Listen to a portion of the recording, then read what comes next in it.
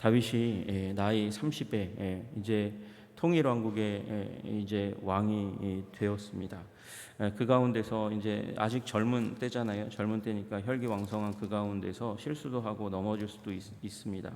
그 가운데서 가장 큰 실수 중에 하나가 여호와의 궤를 이제 메고 오는 그 가운데서 일어났던 일이었습니다.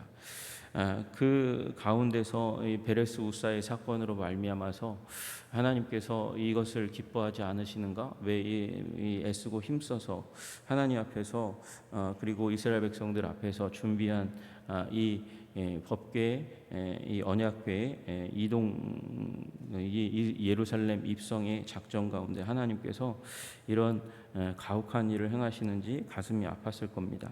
그런 가운데서 그 일을 멈추고 언약궤를 오베데돔의 집에 두었는데 3달 동안 있었던 그 가운데서 오베데돔의 집이 큰 복을 받았습니다.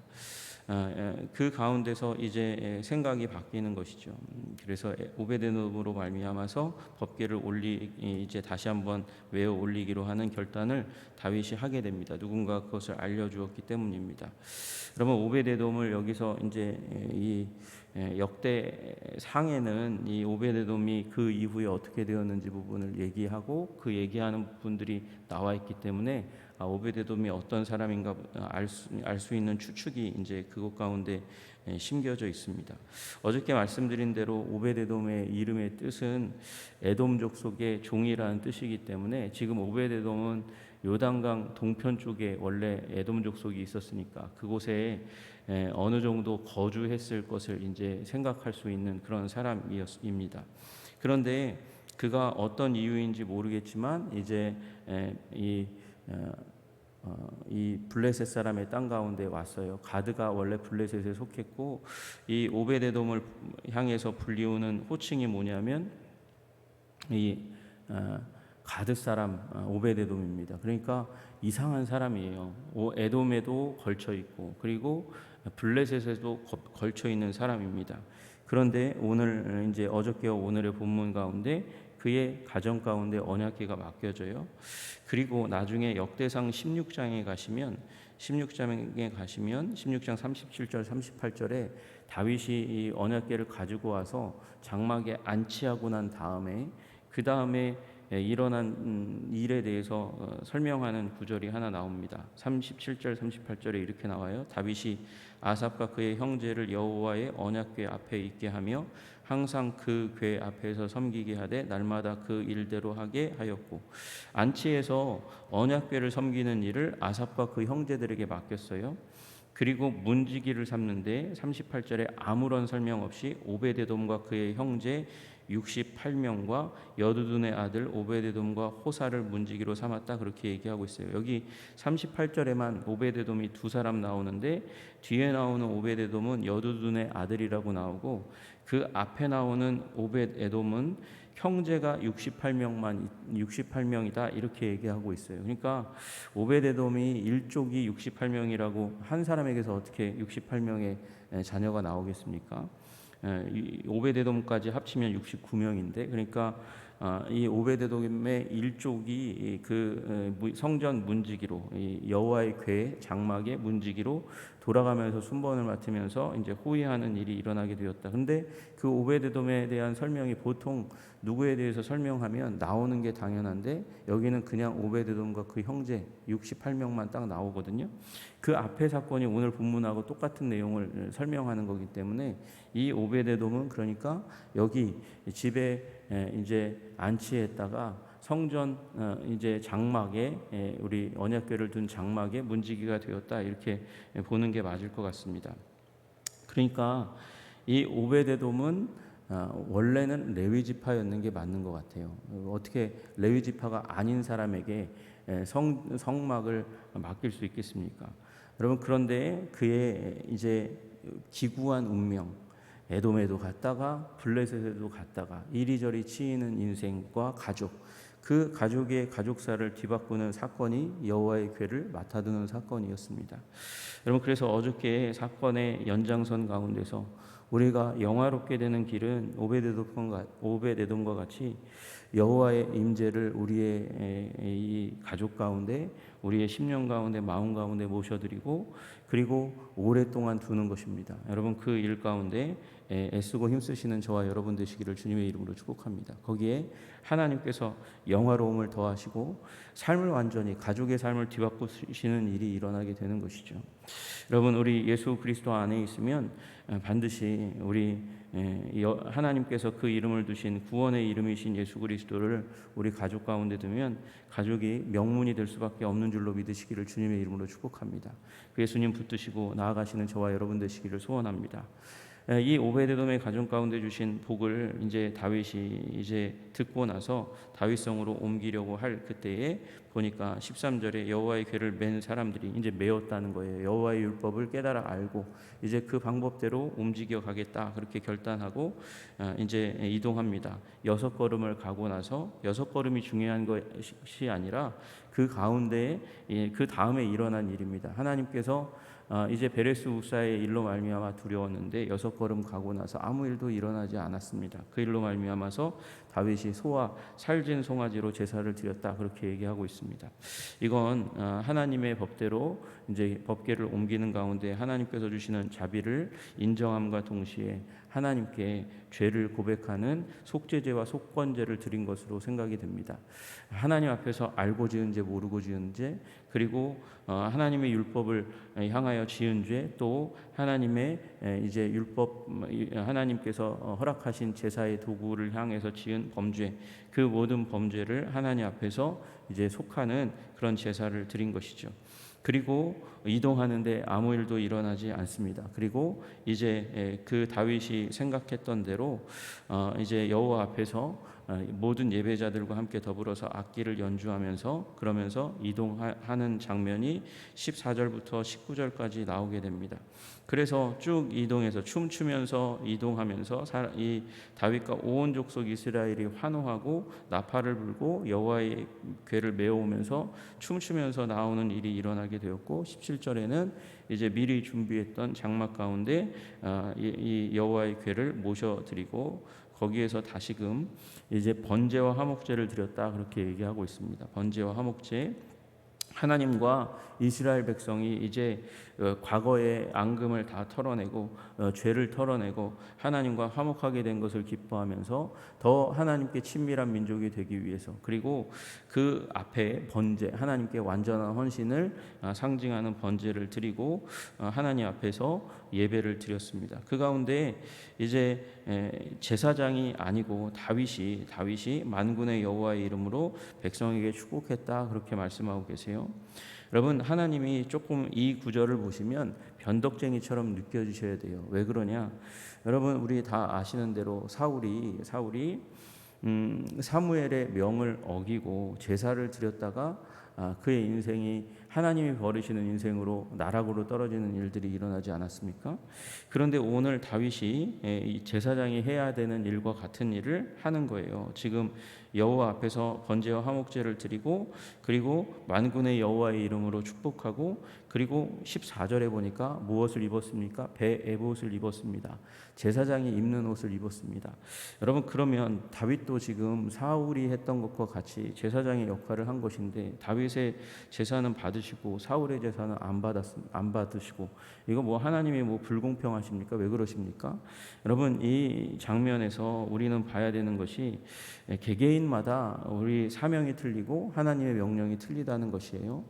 여러분 사울은 사무엘이 제사 드리지 말라고 사무엘이 육성으로 이미 그가 왕으로 등극할 때에 경고로 주셨어요.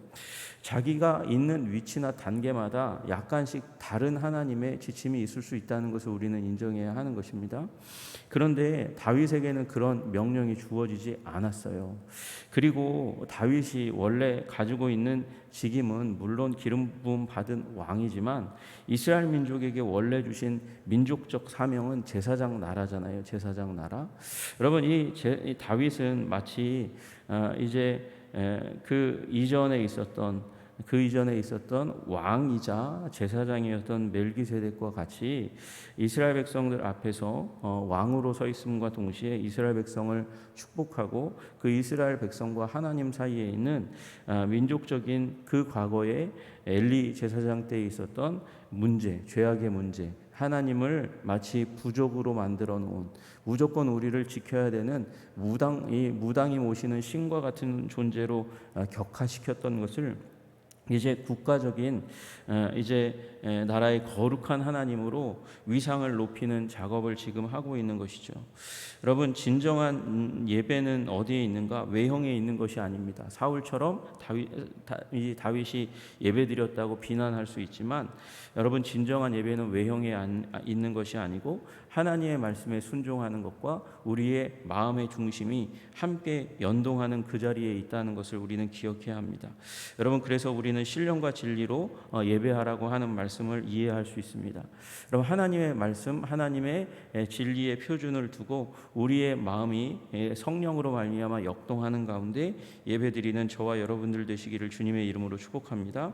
그래서 예배에 실패하지 않는 저와 여러분, 왕이자 제사장으로서 하나님 앞에서 순종의 삶을 살아가는 저와 여러분 되시기를 주님의 이름으로 축복합니다.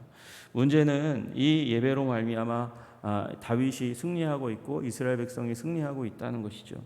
그리고 다윗은 지금 이 일을 마치고 나서 해야 되는 중요한 일, 이제 이 온 사람들에게 기념품까지 다 나누어 주었잖아요. 그리고 예배를 마쳤어요. 그리고 나서 돌아와서 하고자 한 일이 무엇이었냐 하면 20절에 나와 있는 대로 자기 가족을 축복하는 일이었습니다. 자기 가족을 축복하는 일. 여러분이 이 예배의 자리 가운데서 은혜 받고 하나님이 주시는 감동을 받으면 그걸 여러분의 자녀와 가족을 위한 이 기도로, 그리고 기도만, 골방에서의 기도만 아니라 식탁에서의 축복으로 변환할 수 있는 저와 여러분 다 되시기를 주님의 이름으로 축복합니다. 다윗은 그런 마음을 가지고 있었어요. 20절에 다윗이 자기의 가족에게 축복하러 돌아오는 그 과정들이 있었습니다. 여러분, 그런데 문제가 일어났어요. 지금 예배 전체 가운데서 하나님 앞에서 이제 화목제와 번제를 드린 그 가운데서 기뻐하고 즐거워하면서 정말 주체하지 못하는 그런 기쁨 가운데서 춤추면서 하나님을 예배했던 다윗을 그 위에서 쳐다보고 있었던 한 사람이 있지 않습니까?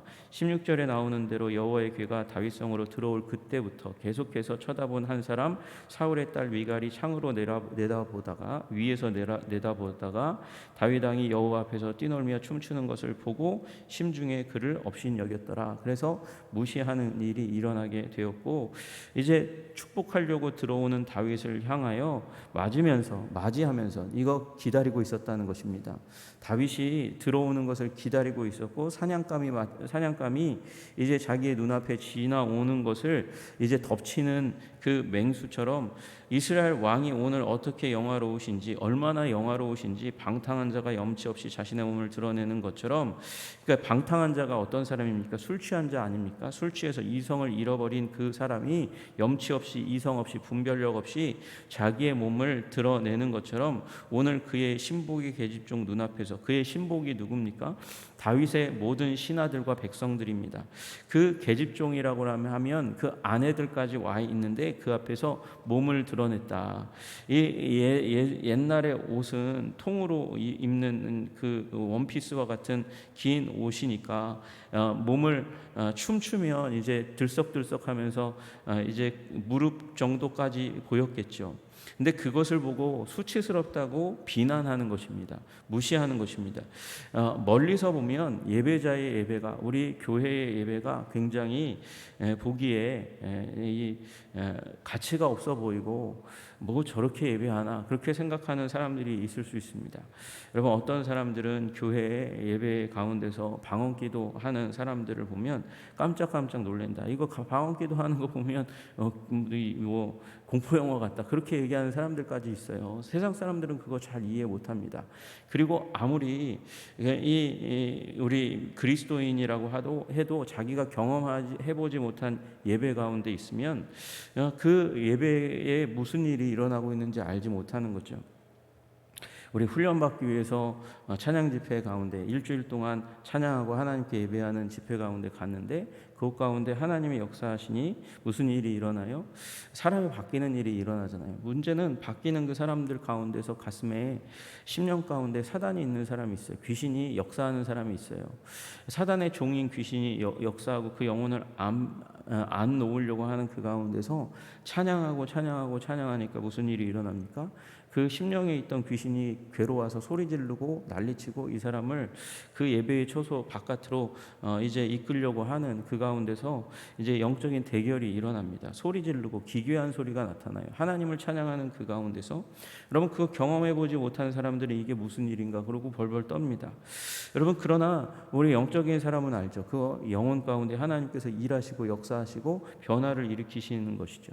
여러분 지금 미갈이 그런 상황 가운데 있는 거예요. 자기가 경험해 보지 못한 하나님, 그 하나님이 다윗에게는 있었어요. 다윗은 그 오랜 동안 이 광야 생활하면서 아버지의 집에서 목동으로 있을 때부터 민족의 하나님 여호와 하나님 온누리의 하나님 여호와 하나님을 향한 예배가 켜켜이 쌓여가지고 오늘 예배가 터져 나오는 포인트가 되는 것이고 이건 이스라엘의 영화로운 날이었고 이스라엘의 영적 회복의 날인데 사울의 딸 미갈은 예배드리지 않으니까 이 예배가 생소하니까 이 예배를 무시하고 멀찍이서 그냥 째려보고 무시하는 일들만 일어나는 것이죠. 여러분 우리 세상의 가치와 그리고 하나님 백성의 가치가 부딪히는 이곳 가운데서 일어나는 이 비극으로 말미암아서 미갈의 인생이 이제 무너지는 일이 일어나는 거 여러분이 보시게 되는 것이죠. 21절에 보니까 다윗이 미갈에게 이르되 이는 여호와 앞에서 한 것이니라. 하나님께 예배한 것인데 하나님께 예배한 것을 가지고 꼬투리 잡고 무시하고 그리고 낮추는 당신에 대해서 하나님이 어떤 판단을 하실지 참 가슴이 아프다라는 표현이 그 가운데 있는 것이죠. 그리고 이 일로 말미암아 일어난 일이 무엇입니까? 이 큰 예배의 영광을 체험하고 가족을 축복하러 온 다윗의 마음을 뭉그러뜨리고 낭망하게 만드는 일이 일어나게 된 것이죠. 그래서 다윗이 이렇게 얘기합니다. 그가 내 아버지와 그의 온 집을 버리시고 나를 택하사 나를 여호와의 백성 이스라엘의 주권자로 삼으셨도다. 무엇 때문에요? 예배 때문에 그런 거 아닙니까? 사울이 예배에 실패했고 다윗은 예배에 승리했고 예배에 실패한 사울을 하나님께서 그 온 집을 다 버리셨고 예배에 승리한 자신에게 이스라엘의 주권자로 삼으셨다. 이 말이 하나님께서 주신 말씀이에요. 순간적으로 하나님께서 주신 말씀이에요. 여러분 미갈에게서 자녀를 얻었다면 아들을 얻었다면 역사가 바뀌는 일이 일어났을 것입니다. 사울의 가문이 이제 그나마 존속되는 일이 미갈의 태로부터 시작될 것인데 그가 내 아버지와 그의 온 집을 버리시고 나를 택하셨다. 그리고 그 연장선에서 너를 버리는 거야 라고 말씀하시는 거죠. 그래서 23절에 보시는 대로 사울의 딸 미갈이 죽는 날까지 그에게 자식이 없다라는 것입니다. 여러분 다윗이 30세에 이제 왕이 되었으니까 그리고 그 가운데서 이제 물론 6년 반 동안은 헤브론에 있었고 그 이후에 미갈을 만났을 겁니다. 30대 이제 다윗이 후반이에요. 미갈은 30대 초반일 가능성이 굉장히 많잖아요. 그 가운데서 아직 가임 가능성이 많습니다. 아기를 낳을 수 있는 충분한 이 능력이 있는데도 불구하고 다윗이 미워해서가 아니라 하나님께서 그의 태를 끊으셨기 때문에 그래서 이제 미갈이 아이를 낳지 못하고 그래서 사울의 집이 완전히 이제 태를 닫고 끝장이 나게 되는 일이 일어나게 되는 것이죠. 여러분 하나님의 원래 계획은 사울의 가문을 일으키시고 사울의 가문의 사위인 다윗의 가정으로 또 왕가를 교체하시는 일이 있지만 사울을 완전히 무시하는 것은 원래는 아니었을 수 있습니다. 그러나 사울이 다윗을 질투하고 그리고 미갈이 하나님을 향한 예배를 무시함으로 말미암아 사울의 왕가가 완전히 무너지는 것이고 다윗은 오히려 예배자로 예배자로서의 열정을 이 가운데서 무너뜨리지 않습니다. 내가 이보다 더 낮아져서 스스로 천하게 보일지라도 내가 나 스스로를 천하게 여기는 예배자로서 이렇게까지 예배해야 돼도 되나? 그렇게 얘기하는 그 시점이 온다 할지라도 나는 높임을 받는 일이 일어나게 될 것이다 라고 얘기하면서 예배자로서의 열정을 꺾지 않고 예배의 결단을 하게 되는 것을 우리는 보게 되죠. 여러분, 예배 가운데 서시는 저와 여러분들 되시기를 주님의 이름으로 축복합니다.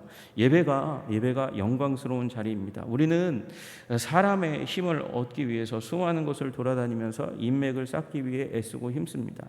우리 사람들은 대학을 공부하고 난 다음에 인맥을 쌓기 위해서 사회교육원, 대학에서 이제 운영하는 사회교육원에 가서 거기서 몇백만 원까지 내면서 공부하면서 야간에 공부하면서 사람들의 인맥을 쌓으려고 애쓰고 힘씁니다. 그것이 사회에서 승리하는 길이라고 생각하는 경향들이 굉장히 많이 있는 것이죠. 그러나 여러분, 예배는 하나님이 우리를 만나주시고 우리에게 지혜와 명철과 권능을 부어주시고 우리 가족이 복받게 하는 복의 권능을 허락해 주시는 것이 바로 예배의 자리인 줄로 믿으시기를 주님의 이름으로 축복합니다. 예배는 하나님께 우리가 순종하고 충성하는 자리지만 하나님께서 예배의 자리 가운데 나오실 때 결코 그냥 빈손으로 나오시지 않으십니다. 하나님의 백성을 복주시고 번성케 하시는 하나님의 은총을 가지고 나오시는 그곳 가운데서 아니 하나님이 복입니다. 하나님을 예배하여 하나님으로 말미암아 큰 복받아 여러분 우리 인생을 아름답게 힘있게 경영할 수 있는 능력 얻으시는 저와 여러분들 되시기를 주님의 이름으로 축복합니다. 내가 낮아질지라도 하나님을 높이는 예배의 자리를 선택하면 하나님께서 낮추시는 일 없이 우리를 높이시고 강건케 하고 견고케 하시는 아름다운 일이 일어날 줄로 믿으시기를 주님의 이름으로 축복합니다. 기도하겠습니다. 하나님 아버지, 우리 다윗이 예배에 성공하고 있습니다. 베레스 우사의 일로 말미암아서 실패한 것 같았고 무너진 것 같았고 하나님의 나라와 그리고 자신의 유익을 함께 구하려 했던 다윗이 이제 속죄제와 속건제를 드리면서 회심하고 하나님만 예배하는 자로 온전히 변화되어 가고 있는 모습을 보게 됩니다. 주님, 우리 하나님의 기대어서 하나님의 이름으로 나도 유익을 누리고 그리고 내 이름도 내려고 하는 우리의 죄악으로부터 주님, 우리 돌이키는 자들을 다 될 수 있도록 주님 도와주시고 인도하여 주옵소서. 예수 그리스도 안에서 우리의 양심이 하나님 다 깨끗하게 되는 온전한 성결 가운데 나아갈 수 있도록 우리의 마음까지도 다스려 주시고 아버지 정결하게 하시고 회개케 하실 뿐만 아니라 아버지 번제와 화목제, 아버지 완전한 헌신과 주님을 향한 하나님 화목의 삶, 주님을 늘 가까이 하는 임마누엘의 삶을 살아갈 수 있도록 우리의 영혼을 주님께서 북돋워 주시고 붙잡아 주시옵소서. 또한 하나님, 예배를 막으려 하는 세상의 가치와 대결하면서 하나님 예배를 위한 헌신과 하나님 가치를 두는 우선순위를 두는 결단을 하는 자들이 다 될 수 있도록 주님 도와주시고 인도하여 주옵소서. 여기에 진정으로 우리가 복받는 길이 있는 줄로 믿습니다. 예배자에게 주시는 영광과 능력을 허락해 주시기를 간절히 소원하며 왕같은 제사장으로 이 땅 가운데 주님을 위하여, 주님 나라를 위하여, 교회를 위하여, 가정을 위하여 헌신하는 주의 백성 아버지 되게 하시기를 간절히 소원하며 예수님 이름 받들어 기도드리옵나이다. 아멘.